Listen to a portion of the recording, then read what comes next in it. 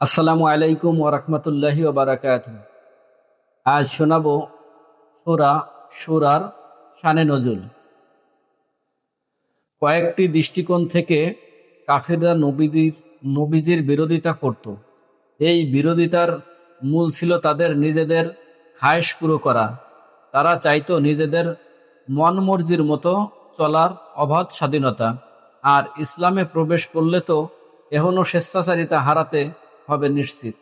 যাই হোক, সেই বিরোধিতার একটি গুরুত্বপূর্ণ পয়েন্ট ছিল নবী হিসাবে কেন মানুষকে পাঠানো হলো।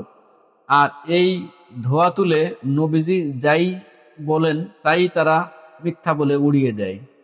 তাই আল্লাহ এই সূরার মাধ্যমে কাফিরদের আকীদা বিশ্বাসকে খণ্ড করতে চাইলেন।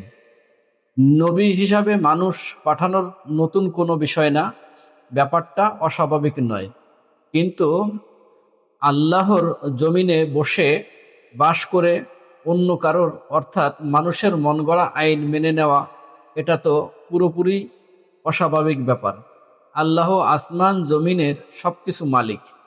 তোমরা তার করুণার দুনিয়ায় সব কিছু ভোগ করছো, আর বিধান মেনে নিচ্ছ অন্য কারোর। এই অপরাধের জন্য আকাশ ভেঙে টুকরো টুকরো হয়ে পড়লেও তো সেটা অবাক হবার বিষয় হবে না। রাসূলকে কেবল বার্তা দিয়েই পাঠানো হয়েছে, তাকে তো আইনদাতা করে পাঠানো হয়নি।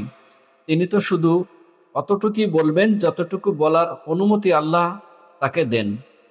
তাহলে তার কথা মেনে নিতে এত আপত্তি থাকবে কেন?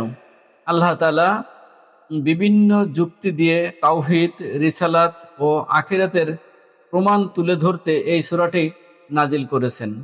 এছাড়া যারা এসব বিষয়কে অস্বীকার করে তাদের জানিয়ে দিয়েছেন শাস্তির সংবাদ।